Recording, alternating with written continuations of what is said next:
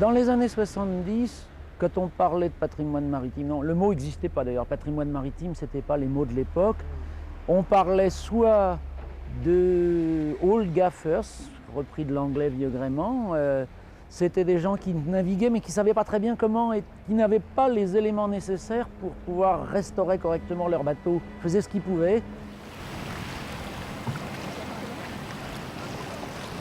Le début du chasse-marée, il faut commencer avant le commencement. C'est-à-dire le chasse-marée s'est créé en 1981, mais il s'est créé par des gens qui avaient déjà une expérience de l'édition et surtout des bateaux traditionnels et des rencontres avec les anciens marins. C'est principalement l'équipe d'Arvag, c'est-à-dire l'équipe qui a créé 3 livres sur les voiles au travail en Bretagne atlantique, c'était la côte sud de Bretagne. Des livres faits à partir d'enquêtes auprès des anciens marins de la voile et de recherches, d'archives et dans les familles pour trouver des photos. C'était des livres assez novateurs, une équipe qui tournait autour de Bernard Cadorette et d'autres gens comme Henri Kérizit par exemple. Et c'est ces gens-là qui dans les années 70 allaient à la rencontre des anciens un peu isolés, qui ont été à la base et de l'entreprise chasse-marée actuelle et de l'idée qui fait qu'il faut retrouver les liens avec la tradition de la voile, retrouver les bateaux et renouer avec la mémoire maritime, avec le passé maritime de la Bretagne. Alors non seulement il y avait la revue, mais il y avait également autour tous les éléments documentaires qui permettaient aux gens d'avoir des bases. Donc il y avait la revue, il y avait des livres, on a fait énormément d'ouvrages de fond, depuis Bateau de Normandie, qui avait été l'œuvre d'un de ces fous des années 70, qui était François Renaud, qui est un peu l'équivalent de l'équipe d'Arvag pour la Bretagne, ou de Jean Lebotte, qui a fait un énorme travail sur les bisquines de Cancale, mais là encore, avant que les gens s'y intéressent. Et on a fait des disques qui ont permis de mettre en valeur les chansons des marins, et donc d'animer les fêtes maritimes après. En fait, il y a tout ce travail de fond qui a permis de créer par la suite, qui a permis aux associations d'être nourries de choses, qui a permis au fait d'avoir un contenu très dense et qui ont très vite pris une couleur qu'on ne trouve pas dans les autres régions françaises, justement parce qu'il y avait un carrefour de passion et de compétences dans les fêtes maritimes organisées en Bretagne. Les grandes fêtes maritimes, il y en a eu plusieurs en Bretagne, on ne peut pas parler de tout, mais il y a quand même quelques étapes. Il y a les fêtes de Portsbert, surtout 82 et 84, faites par le groupe finistérien de croisière avec l'aide du Chasse-Marée. Et dès 1986, c'est le Chasse-Marée qui organise directement, et cette fois-ci non plus sur une grève, magnifique d'ailleurs, mais à l'intérieur d'un port de pêche, qui change tout, accueilli par les douarnemistes avec une habitude d'accueil vraiment très chaleureuse ici, aussi bien par la municipalité de l'époque que par les associations, que par l'association Treizour qui avait déjà lancé la chaloupe à Douarnenez en 83. Et donc c'est la première fête de Douarnenez 86, une deuxième en 88 qui a été un deuxième tour pour améliorer. Et dès 88, on s'est dit qu'il fallait aller encore plus loin et que le port de Douarnenez n'y s'y ferait plus. Donc on a lancé un projet qui semblait fou pour tout le monde, de faire une fête à Brest, de demander à la marine d'ouvrir la Pinfel, ce qu'elle avait fait que pour les fêtes de la Révolution en 89. Et en fait, la marine a accepté, puis la ville, puis tout le monde. Et bien sûr, on n'a pas voulu quitter les douarnemistes, d'où l'idée de faire une grande régate. Et le Chasse-Marée s'est donc retrouvé toute petite entreprise de 30 personnes, à la tête de l'organisation de 2 grandes fêtes maritimes qui ont abouti à plus d'1 million de personnes et un budget qui dépassait une année de vie de l'entreprise sur une semaine. Et la fête, pour nous, n'est jamais qu'un moyen de faire connaître un patrimoine. On a donc été demandé à des partenaires s'ils voulaient nous soutenir pour lancer un concours, pour aller encore plus loin dans le développement du patrimoine maritime. Ça a été le concours Bateaux des Côtes de France, donc avec le soutien du Crédit Agricole et de Ouest France, qui nous ont permis de prendre une dimension qu'on n'aurait pas pu trouver nous-mêmes. Et effectivement, une centaine de bateaux ont été reconstruits, en Bretagne beaucoup, mais pas seulement, sur toutes les côtes de France. Et ça a donc nourri une partie de la fête de 92. Et on est content que d'autres aient repris le relais pour organiser en 96 à Brest et à Douarnenez, en 2000 dans les mêmes villes, mais aussi à Paimpol autour de la fête du Champ de Marin. Aussi, il y a eu d'autres fêtes même dans d'autres ports. Il y a actuellement des projets hors de Bretagne, le mouvement se diffuse. Et même, j'irais même jusqu'à dire que les Anglais nous copient. Ce qui est à Bristol, c'est un peu la Bristol 96. C'est une initiative qui a été prise en voyant ce qui se passait en Bretagne. Donc, quand les Anglais copient les Français, c'est qu'on a gagné quelque chose.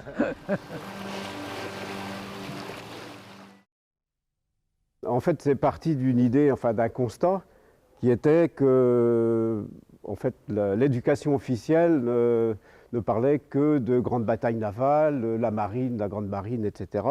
Et puis toute cette population littorale, toute cette histoire des gens de mer, en fait, était complètement occultée. Personne ne l'enseignait. Bon, alors ça, c'était complètement insoupçonné d'une grande partie du public, bien sûr, à part les populations littorales, comme nous. Et donc, on a voulu pallier à cette carence, en fait, en se lançant dans le collectage, enfin le collectage d'objets, de bateaux, d'instruments de navigation, etc. Et de témoignages oraux aussi également, puisque ça, c'est quand même une grande importance. Alors, en ce qui concerne les bateaux, c'était quelque chose d'innovant. En France, personne ne l'avait fait, puisque toutes ces coques qui dépérissaient au fond des estuaires, personne n'en prenait grand intérêt. Elles étaient souvent abandonnées là, après leur fin de carrière, etc.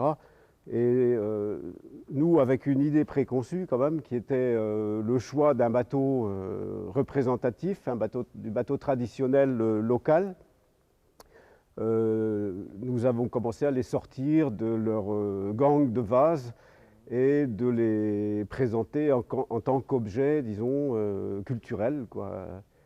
Ce qui était quand même quelque chose d'innovant à l'époque. Si on prend le cas de Douarnenez, qui a été quand même parmi les pionniers de ce renouveau, on était constitué d'une poignée d'amis, et puis avec aucun moyen, hein. On allait sur les routes avec notre propre voiture, avec notre propre combustible.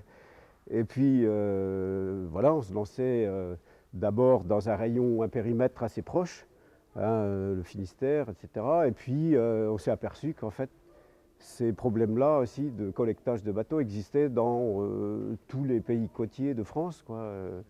De Dunkerque à Menton pratiquement. Et puis plus tard, on a agrandi notre rayon d'action jusqu'à des côtes plus européennes, disons, en sauvant par exemple ce bateau portugais qui fait quand même 15 mètres. Imaginez un petit peu ce que ça représente au niveau voilà, organisation et collecte. C'est pas derrière notre voiture, non. Et donc également des bateaux portugais, des bateaux hollandais, des bateaux norvégiens, des curacs irlandais, etc. Bon, ce qui donne un panorama en fait de l'ensemble des bateaux traditionnels qui étaient à l'époque déjà en voie d'extinction. Ce bateau, il était souvent au fond d'une vasière abandonnée, plein de feuilles mortes, de vases, et il a fallu le nettoyer, attendre une grande marée quelquefois. Reboucher la coque qui était défoncée. Hein, pour l'anecdote, ça me revient en mémoire, mais j'étais avec un ami une fois, on était arrivé un peu tard lors de la grande marée pour enflouer un canot. Et donc il existait un trou dans la coque qu'on n'a pas pu reboucher, fermer, quoi. Donc on se trouvait avec une voie d'eau énorme. Et ben, qu'à cela ne tienne, le copain a pris son blouson en jean et puis il a bourré dans le trou, justement dans la voie d'eau. Ouais. Et puis en écopant, en godillant, ben, on a réussi à remonter sur une cale avec et puis à sauver le bateau, quoi. Bon, et plein d'histoires comme ça. Chaque collectage, en fait, c'est une petite aventure. Et donc on s'est trouvé assez rapidement devant toute une collection qui prenait de la place parce que bien sûr, il faut les stocker. Et puis, entre-temps, on a créé aussi le musée du marin à Douarnenez, donc dans l'ancien abri du marin qui surplombe le port du Rosemeure. Et puis donc, là, on présentait une exposition sur l'histoire locale, l'histoire maritime. Et puis, on avait disposé quelques bateaux locaux. Et de fil en aiguille, tout en collectant, ben, on s'est trouvé à la tête d'une collection importante. Là, je vais un peu vite en besogne, mais enfin, on s'est retrouvé devant une centaine de bateaux, ce qui est vraiment... oui, ce qui est pas mal, voilà. On s'est retrouvé devant des problèmes d'abri aussi, de stockage, de présentation aussi, naturellement. Et puis c'est là qu'on a fait appel aux collectivités régionales, publiques et locales. Et on leur a demandé, bon, bah, notre idée, évidemment, ça a toujours été de faire un musée du bateau. Donc ce qui est quelque chose d'original que personne n'a jamais fait en France auparavant. Donc ces bateaux-là, bah, il faut les sauvegarder, il faut les mettre à l'abri dans un premier temps. Et c'est de là qu'est partie l'idée du musée du bateau, donc dans les années 84 à peu près. Ouais. Donc dans un premier temps, on a sauvegardé les embarcations traditionnelles, représentatives d'une certaine tradition. Je pense à la caïque d'Yport, le flobard, etc. Bon, une fois que cette collecte a été menée à bien, c'est aller un peu loin parce que c'est un travail en fait incessant qui ne finira jamais. Donc on les a présentés sur, je dirais, à sec, hein, restaurés et puis abrités surtout. Et c'est pas tout à fait innocent si ce musée s'est installé sur les rives d'une ria qu'on appelle le Port-Rue à Douarnenez, qui est un très ancien port de cabotage et aussi d'hivernage pour les bateaux de pêche. Ce bras de mer là, en fait, était complètement abandonné depuis des années puisque les bateaux de pêche n'y venaient plus. Et donc, d'où l'idée de collecter et puis des bateaux nettement plus grands et d'en faire un musée à flot, hein. C'est-à-dire de créer un barrage avec une porte qui s'ouvre à chaque marée et donc de présenter des bateaux en tant qu'objet muséographique, je dirais, mais aussi en faisant naviguer quelques bateaux anciens, des répliques et en accueillant aussi des bateaux qui rentraient dans ce contexte des bateaux de toute nationalité.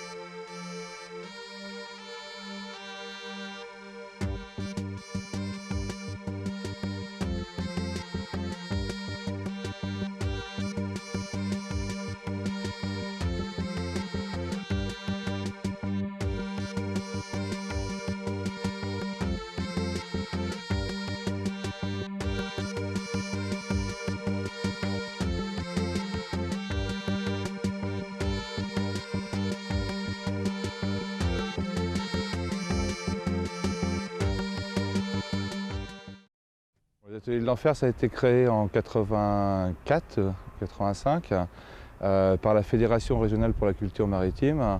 Cette fédération elle a pour objectif au départ de regrouper les gens qui travaillent dans le domaine du patrimoine maritime.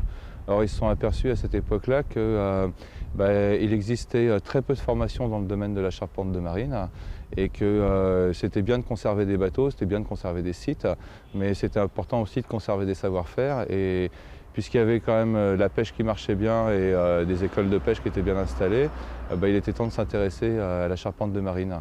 Donc la Fédération régionale pour la culture maritime a créé son propre centre de formation, au départ avec une dizaine de stagiaires qui étaient là pendant 6 à 8 mois.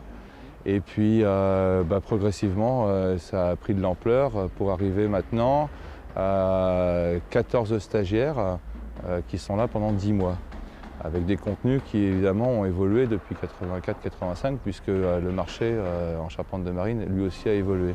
Et là on s'intéresse en fait à deux choses en particulier, la charpente de marine, donc une formation qui dure 10 mois, et puis la voilerie. Alors on peut dire que c'est deux formations qui sont uniques. Si on s'intéresse à la voilerie, c'est-à-dire les ouvriers, voiliers, gréeurs, ceux qui sont capables de tracer des voiles, les assembler et puis faire le gréement du bateau, bon, on peut dire que c'est une formation qui est unique en France et on ne sait pas très bien où est-ce qu'on en trouve d'autres en Europe. En revanche, en ce qui concerne la charpente de marine, il existe d'autres centres de formation, il existe des LEP, deux LEP qui s'intéressent à ce métier et il existe un centre AFPA, mais on n'est plus tout à fait sur la même technique, c'est-à-dire que le LEP s'adresse aux scolaires, aux gens qui sont encore dans le système scolaire. Nous, on s'adresse avec l'AFPA plutôt à des gens qui sont hors système scolaire, des adultes en fait. Ah oui, bien sûr, en général, les charpentiers de marine que l'on forme, ils se destinent principalement à aller travailler dans les chantiers qui entretiennent les bateaux de pêche ou des bateaux de plaisance de plus en plus. Donc on a affaire à des gens qui ont un fort désir de travailler du bois massif et de ne pas faire de la scierie si possible. On a aussi affaire à des adultes, donc des gens qui se sont confrontés au monde du travail, qui n'ont pas trouvé leur compte dans le domaine de la menuiserie ou de la charpente parce que ça devenait plus industriel, et puis qui ont envie de travailler de façon peut-être plus artisanale, je dirais dans le sens noble du terme, c'est-à-dire travailler de leurs mains sur des pièces qui soient uniques et avec du bois massif. Et puis on ne fait pas de quelqu'un qui est simplement menuisier, un charpentier de marine, il faut qu'il ait derrière une passion pour le bateau. Alors sur la voilerie, c'est particulier. Les gens qui sont en stage d'ouvrier, voilier, gréeur sont des gens en général qui naviguent. C'est grosso modo un niveau bac. Et c'est des gens qui ont un bon niveau en navigation, en compétition, je dirais. Disons que là, on a besoin de gens qui savent faire avancer les bateaux à la voile pour qu'on puisse leur expliquer comment tailler les voiles. Mais déjà, c'est d'abord des gens qui savent naviguer. C'est très peu des ouvriers, des couturières ou des conducteurs de machines à coudre qui viennent là. C'est plutôt des gens qui sont tournés...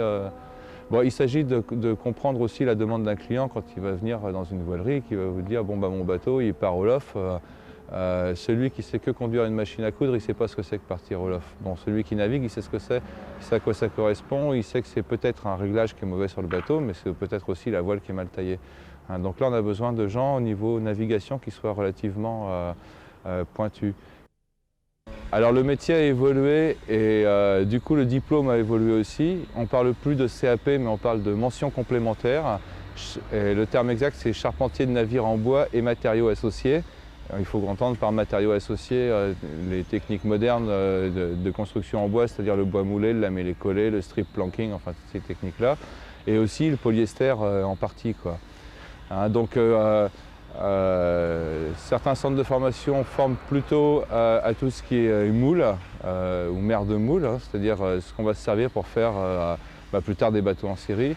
Nous, on s'intéresse plus à la construction classique, celle qui va permettre de former des charpentiers de marine tels qu'on l'entendait encore il y a quelques années et qu'on entend encore toujours maintenant puisqu'on en a besoin, donc des gens capables de réparer, entretenir et reconstruire ou construire des bateaux en bois classiques et puis depuis cette année aussi des bateaux en technique moderne. Mais on n'est pas sur du moule, on est sur de la construction en strip planking ou en bois moulé. On fait un peu de moule. Mais on reste attaché quand même aux matériaux bois massifs le plus possible puisque ça représente... Alors nous, étant donné qu'on se situe quand même à Douarnenez, dans une zone où il y a beaucoup de bateaux traditionnels, c'est devenu Douarnenez un repère pour les gens qui s'intéressent ou qui ont une passion naissante pour les bateaux traditionnels. Donc ils viennent souvent nous poser la question. Bon, mais nous, on est centre de formation, donc on choisit le travail qu'on va faire en fonction de nos objectifs pédagogiques et on renvoie sur les chantiers. Mais effectivement, on s'aperçoit qu'il y a de plus en plus de gens qui viennent nous demander où est-ce qu'ils peuvent faire restaurer tel ou tel bateau, comment ils peuvent s'y prendre, quoi. Voilà. Alors les stagiaires qui sont en formation, ils construisent des bateaux neufs.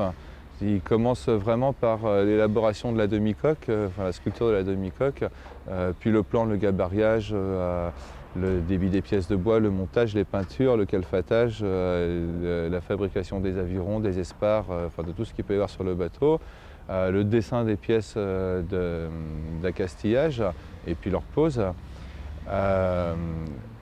Là, pendant 6 mois de l'année, ils vont construire par groupe de 4 ou 5 des bateaux neufs, des bateaux qui font entre 5 et 7 mètres. Oui, tout de même, oui, c'est des jolis bateaux. Ce qui nous a permis de construire au passage plus d'une centaine de bateaux depuis 1985. Moi, je suis à une place qui est drôlement intéressante parce que j'ai fait quasiment une centaine de bateaux différents, quoi. Donc, c'est assez riche au niveau culturel aussi, quoi. Bon, mais donc ils vont construire des bateaux neufs et puis pendant les 3 mois de l'année qui restent, puisqu'ils passent entre 9 et 10 mois ici, on va construire des bateaux modernes cette fois-ci. Alors des carènes modernes et puis des matériaux modernes et une façon de travailler qui est franchement différente de la façon traditionnelle. Cette année-là, ils sont partis de cette demi-coque, qui est une demi-coque d'un canot de Jaguin de 1930. C'est un petit bateau de Saint-Jacques qui faisait la petite pêche. Ils ont démonté la demi-coque, c'est-à-dire qu'ils ont chassé les chevilles ici. Et en chassant les chevilles, eh ben, ils ont obtenu des courbes qu'on appelle des lignes d'eau, qu'ils ont posées sur le plan. On a agrandi le tout à l'échelle qu'on souhaitait. Et puis au bout de 6 mois, ça a donné le bateau blanc avec la préceinte rouge qui est là-bas. Alors je ne sais pas si c'est exactement la même forme, quoi. On voit pas ce qu'il y a sous l'eau bien sûr, mais c'est le même bateau. On a fait les bateaux que vous avez vus dehors là. Et là on est dans la deuxième phase du stage, donc plus construction de bateaux avec des techniques modernes. Donc on s'est construit pour ça une estrade pour pouvoir être bien plan, pour pouvoir chauffer aussi, puisqu'on va utiliser des résines et des colles qui nécessitent de la température. Et puis là, on est dans la phase de montage des moules, puisque c'est des sortes de moules, quoi. Donc il s'agit en fait de 2 bateaux là. On a un bateau entier au milieu et puis 2 demi-bateaux de chaque côté qui seront assemblés par la suite. Et on va en faire un en strip planking, c'est-à-dire plein de petites lattes les unes au-dessus des autres, emboîtées les unes dans les autres avec de la résine époxy et puis des tissus de verre par-dessus. Et les demi, là, ça va faire des bateaux en bois moulé, c'est-à-dire, en fait, on va fabriquer notre propre contreplaqué à la forme du bateau. C'est des petits plis de bois de 2 mm qui se croisent à 45 degrés sur des lattes longitudinales. Et ça va permettre de faire des bateaux de 7,50 m et de moins de 60 kg. Ou de 60 kg, parce qu'en fait, c'est des pile poil d'ailleurs, puisque c'est des bateaux qui sont des yawls d'aviron pour 2 rameurs. Et il faut qu'elles soient dans une jauge, puisque la ligue d'aviron donne une jauge longueur, largeur et poids. Et bon, on joue là-dedans, quoi. C'est dans le cadre du concours des bateaux des Côtes de France, lancé pour Brest 92, dont le thème était un bateau, un port. Donc chaque port était invité à réaliser une construction de bateaux typiques de ce port. Et en fait, l'idée est venue d'un petit groupe de copains. Et c'était surtout d'ailleurs Joël Trévien qui était l'initiateur du projet et qui avait proposé donc la construction d'un lougran. Alors c'est un bateau qui était un bateau familier de Lodey et de Quimper, puisque la fonction de ce type de navire c'était un caboteur. Il était appelé, on l'appelle maintenant d'ailleurs camion des mers. Et donc qui transportait du minerai, des poteaux de mine, il allait chercher de la rogue jusqu'en Norvège, et de la rogue pour la pêche à la sardine, qui ramenait donc sur Douarnenez. Mais bon, c'était plutôt un bateau qui faisait du cabotage sur, je dirais, sur la côte atlantique et qui remontait donc jusqu'à Quimper déchargé. Henri Kérisite nous a apporté déjà toute la documentation qu'il a à son niveau, parce qu'il a une collection très riche de documents en tout genre et de documents photographiques sur tout type de bateau. C'est vrai que l'intérêt de ce chantier, c'est que le bateau a été construit au cœur de la ville. Donc en fait visible par l'ensemble de la population de Quimper, et les gens ont pu suivre le chantier depuis la pose de la quille jusqu'au lancement. Et c'est vrai qu'il y avait un passage, la boutique était ouverte tous les jours, tous les week-ends, et il y avait vraiment énormément de monde à passer pour suivre la construction du bateau. Quant au lancement, ça a été une population d'environ 40 000 personnes qui a assisté en fait au lancement du bateau et à la fête qui a suivi. Fête qui a suivi d'ailleurs sur 2 jours, une journée sur Quimper, le soir du lancement, et le lendemain sur l'Audet, avec tous les bateaux qui sont venus participer au lancement. Donc il y avait les 2 bisquines, plus tout un tas de bateaux qui se sont tirés une bourre le lendemain là, sur l'Audet. Et il s'est trouvé un concours de circonstances heureux pour nous. C'est que dans le Cotentin, juste avant d'arriver à ce stade de la construction, il y a eu une grosse tempête sur la région du Cotentin qui a dégagé du sable une carcasse de lougre qui avait coulé. Et François Renaud, qui habite dans le secteur, qui a eu connaissance de cette découverte d'épave, est allé faire des relevés sur l'épave, et c'est lui qui a construit cette maquette, qui est une maquette au 10e, qui a permis aux charpentiers de marine, d'une part de voir comment les arcasses avaient été posées, puisque ces pièces horizontales là s'appellent des arcasses. Et à partir de cette maquette, les charpentiers ont réalisé des gabarits en contreplaqué et les ont posés pour voir un petit peu comment tout ça s'ajustait, avant de tailler vraiment les pièces dans le chêne, quoi. C'était un bateau creux, une cale et rien d'autre, et un poste d'équipage à l'arrière. Très restreint. Au niveau où on a fait notre timonerie, nous, avec tout l'appareillage pour la navigation, et où il y a le moteur actuellement, c'était le poste d'équipage complètement sur l'arrière. Donc l'équipage vivait là, autrement tout le reste c'était une cale. La coque était apparente à nu, et donc il chargeait les produits dont on parlait tout à l'heure, charbon, poteaux de mine, tonneaux, etc. À l'intérieur de cette cale. Donc c'était un bateau creux qui naviguait toujours en charge. Et ça a été une difficulté pour nous. C'est-à-dire que comme on avait, dès le début du projet, on savait que c'était un bateau que nous allions faire naviguer pour du public. Il fallait que le public soit à l'aise et à une hauteur sous barreau suffisante pour ne pas marcher à 4 pattes. Donc là, quelqu'un qui mesure, on doit avoir 1,80 m sous barreau, à peu près. Donc moi je suis à l'aise, je ne peux pas me cogner la tête. Et par contre, il fallait trouver du lest qui permette de restituer les 40-45 tonnes que transportaient les lougres, sans que pour autant ça ne pénalise, je dirais, le volume utile du bateau pour que les gens soient à l'aise. Et là encore, alors on a eu le concours d'EDF qui nous a passé du plomb. Là encore, signe un petit clin d'œil de l'histoire. Les plongeurs du GASM avaient plongé sur une épave au large de Pinmar ou du Guilvinec qui s'appelait le Louvre, et qui était un bateau qui transportait des gueuses de plomb. C'était des gros lingots de plomb. Donc les gars du GASM ont fait remonter ces lingots de plomb, et nous les ont donnés. On les a fait fondre de façon à les couler dans le fond de la carène du bateau. Et on a comme ça, sous le plancher, et à une hauteur relativement limitée, donc un lest constitué de ce plomb, de barite, et on en a 47 tonnes. Entre les deux derniers couples ici, dans le béton, il y a à tribord une bouteille avec le nom de tous les membres du bureau ou du conseil d'administration à l'époque, et à gauche, une bouteille de vin cuvée spéciale du Lougre, Donc, Tu lui donnes son assiette. voilà, comme ça, il est équilibré. Il est exploité effectivement par la SARL Gwelia, qui est une émanation de 5 associations au départ, qui avaient construit leur bateau. Et donc aujourd'hui, Gwelia gère 3 bateaux que sont le Corentin, la Belle Angèle, qui est le bateau de la région des Avennes, et puis le Dalmade, qui est le bateau de Landerneau.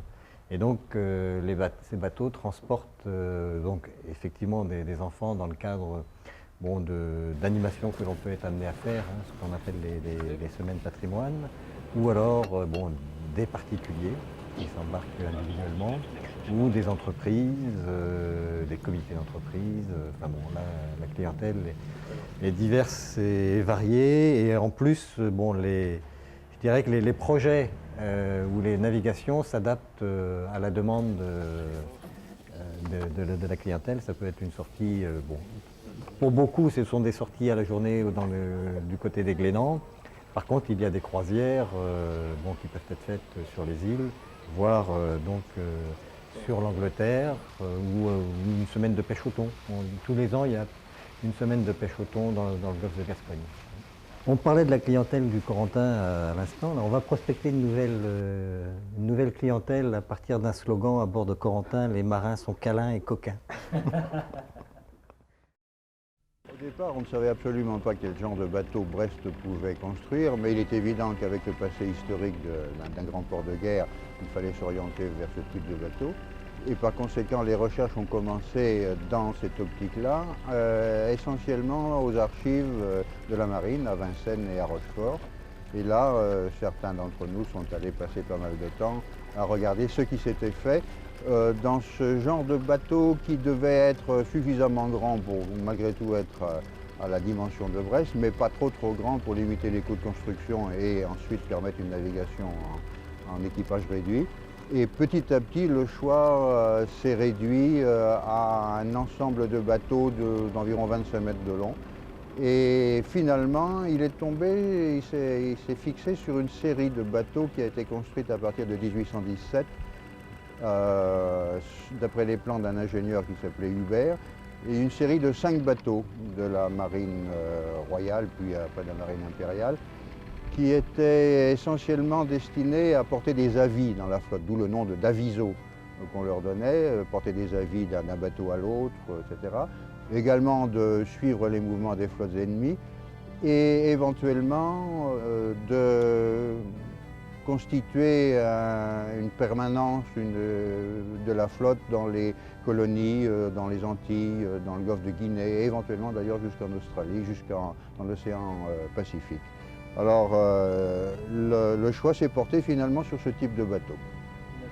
Voilà, c'était des bateaux qui étaient essentiellement rapides, ils étaient armés, mais enfin aucun d'entre eux n'a participé à de grandes actions militaires. Ils étaient armés malgré tout et d'ailleurs ils ont eu l'occasion de se servir un peu de leur armement quand même lors de la chasse aux négriers dans le golfe de Guinée par exemple.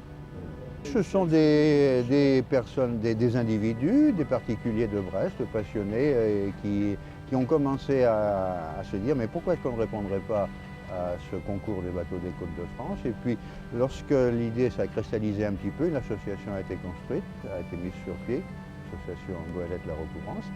Et là, eh bien, on est parti à la fois à la recherche de plans plus précis, etc. Et puis des financements qu'on a trouvés dans le public et dans le privé, un petit peu partout. On était pressé par le temps. Puisque là on était en 89 et le concours des bateaux des Côtes de France se terminait à Brest 92. Donc il a fallu faire tout ça en 3 mois, en 3 ans plus exactement. C'était rapide. Vous avez retrouvé les plans Alors on a retrouvé des plans d'origine, pas toujours très complets, en particulier en ce qui concerne des plans de voilure, mais on avait un gros problème bien entendu, c'est celui de la sécurité, puisque à cette époque-là, ces bateaux-là n'étaient pas du tout soumis à des impératifs de sécurité. Ils emportaient 50 à 60 personnes à bord dans des conditions de vie assez épouvantables. Par conséquent, il a fallu, puisque nous voulions conserver une apparence au bateau la plus fidèle possible à ce qu'elle était, il a fallu, disons, introduire, sans que ça se voie, des éléments de sécurité, entre autres par exemple, on a introduit un lest extérieur en dessous de la quille, ça ne se voit pas, mais il y a 17 tonnes de plomb là qui donnent de la stabilité au bateau, par exemple. Également eu des impératifs de sécurité, genre cloison étanche, etc.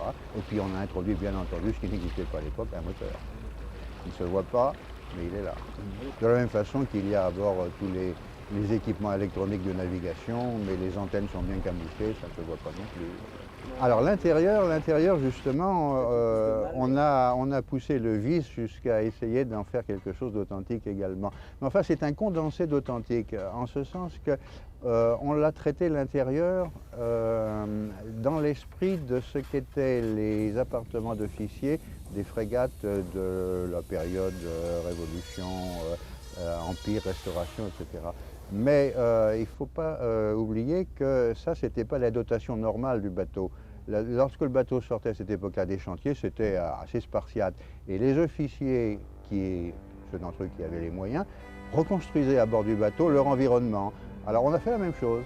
Alors à bord du bateau, il y a du faux marbre, il y a des teintes pastels, il y a une imitation de marqueterie au sol. Enfin, il y a quelque chose qui ressemble beaucoup à, disons, aux gentilhommières des officiers de l'époque. Je crois que quelqu'un du 19e siècle qui le verrait passer ne serait pas étonné. Bien, le bois, c'est le chantier qui s'est chargé, avec certains de nos collaborateurs, bien entendu, de l'association, de le trouver. On l'a trouvé pas très facilement, mais il y a quand même de vieilles forêts qui existent encore en France et qui ont été plantées d'ailleurs à cet effet-là du temps de Colbert. Et il y a des arbres magnifiques, la forêt du Tronchet par exemple, des choses comme ça, il y a des arbres magnifiques. Et ma foi, on est allé les chercher sur place. C'était du gros tonnage et c'était du bois choisi véritablement en fonction de ce qu'on allait faire. Par exemple, si on devait construire une partie courbe, eh bien, on essaye de trouver ce qu'on appelle un bois tord, un bois courbé déjà, un arbre déjà courbé, de façon à ce que le fil du bois soit bien suivi. Eh bien, la quille a été posée le 11 juillet 91.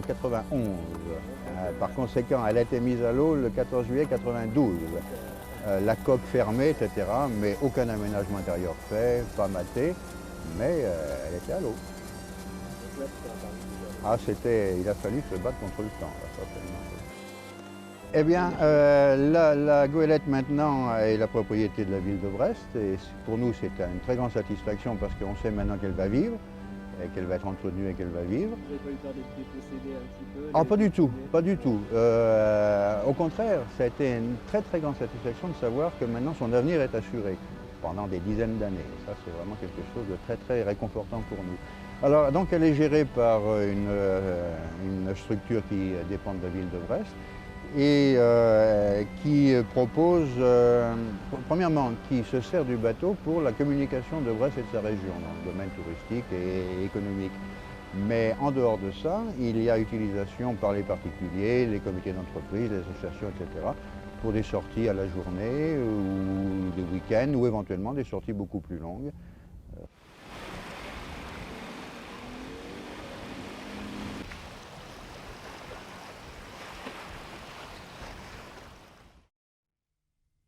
Alors, le défi jeune marin, c'est à l'intérieur de la France. L'Atlantic Challenge est assez comparable pour d'autres pays, mais restons donc sur le défi qui a été lancé en 1996, qui se termine en 2000, du moins le concours se termine, on peut continuer à construire des bateaux derrière et à les faire naviguer, il y a plein de projets en route. Il s'agit de... Actuellement, il y a d'une part des petits canots de voile aviron et entre autres des yolles de Ness qui ont été construits. Il y a une trentaine de yolles de Ness en France, plus d'autres canots. Et l'embarcation principale, donc les grandes yolles 1796, celles que l'on voit. Et il y a 30 bateaux qui ont été construits dans le cadre du défi. Il y en a 10 qui sont aujourd'hui réunis pour ce stage. Donc dans 30 villes différentes. Comme ce bateau est remarquable par ses lignes, par la qualité de construction, par ses qualités nautiques, c'est ce bateau-là qui a été choisi comme modèle de base pour l'Atlantic Challenge compétition donc entre pays en 86, et c'est également ce modèle qui a été choisi pour le défi actuellement. Oui, et puis aussi, quand on navigue à l'intérieur de ce type de bateau, il y a une discipline à respecter, mais une discipline normale, parce que quand on est sur l'eau, il faut faire attention, c'est un travail d'équipe. Et il y a un rapport entre les gens qui se crée qui est extraordinaire. Et là, quelle que soit l'origine sociale, quels que soient les caractères des uns et des autres. Le meilleur exemple qu'on puisse donner, c'est les deux parrains du défi qui, dès le départ, ont choisi de soutenir la démarche, donc avant que les premiers bateaux sont construits. À l'époque où on vient les voir en disant on a une idée, est-ce que vous voulez la soutenir? Pas au moment où tout marche, avant. Ça a été dès le départ Gérard d'Aboville, qui est toujours le parrain du défi, parce que lui a tout de suite vu l'intérêt de redonner aux jeunes une formation maritime sur des bateaux de tradition. Et l'autre parrain du défi, dès le départ, ça a été Éric Tabarly, qui a toujours su mettre sur le même plan l'histoire maritime, les bateaux de tradition. Il a toujours navigué avec plaisir, et pas seulement sur les célèbres Penduc, mais sur d'autres bateaux, et les évolutions les plus modernes. Il n'a jamais fait de différence, il a toujours considéré que l'un dépendait de l'autre, et c'est ce qu'on pense aussi. Et puis à Douarnenez, il ne faut pas oublier les douarnenistes, eux, depuis 86, ils ont deux bateaux, l'Amitié qu'on voit ici, et Fraternité, et Volonté Bon, c'est remarquable, et ils n'ont pas de problème pour trouver du monde sur leur bateau. C'est un concours, donc c'est évidemment fait par chaque association, mais il y a des règles et des aides qui sont très organisées. Donc dans le cadre du concours du chasse-marée, on a préparé des plans extrêmement précis que les gens peuvent suivre. On a demandé à des conseillers de charpentiers de marine qui ont déjà construit des yolles de suivre les projets, d'aller voir les charpentiers. De toute façon, aucune yole n'est faite sans l'aide directe, soit de construction en entier, soit de construction pour partie, et ensuite d'aide de charpentiers de marine chevronnés. Il y a également, en dehors de la construction, on demande aux équipages de faire une demi-coque de leur bateau, on demande de préparer un dossier sur un aspect de l'histoire ou des traditions maritimes de chez eux. On leur demande de savoir, d'apprendre le matelotage, il y aura une épreuve de matelotage, on leur demande d'apprendre des chants de marins, donc c'est bien l'ensemble de l'art de vivre maritime qu'on veut mettre. On demande à ce qu'il y ait des jeunes de moins de 25 ans dans l'équipage obligatoirement, qu'il y ait des filles aussi. Donc on veut reconstituer une cellule qui serve à nourrir ensuite la vie maritime sur ces bateaux-là, puis sur d'autres. Et c'est très exactement ce qui s'est passé à Douarnenez avec l'association Tréisour, où on voit certains des patrons de la chaloupe Telenmore qu'on voit derrière ont été formés en venant naviguer, non pas dans l'idée de naviguer sur la chaloupe, mais en fait pour le plaisir de venir tous les samedis sur la yole. Puis l'un entraînant l'autre, ils ont navigué sur d'autres bateaux derrière. Ceci dit, ce bateau-là est un magnifique outil de formation, mais pas seulement. C'est un bateau très fin, c'est un bateau qui navigue très bien sous voile, qui est un merveilleux bateau d'aviron. Donc c'est pas seulement un bateau qui sert à la formation, c'est un bateau qui se suffit à lui-même sans problème. Et venez voir les courses pendant la fête, surtout à Douarnenez, où il y aura l'essentiel des régates entre yoles du défi, entre yoles de l'Atlantic Challenge, ou la régate où il y aura les 40 yoles ensemble. Vous allez voir ce que ça donne sur l'eau, c'est quelque chose.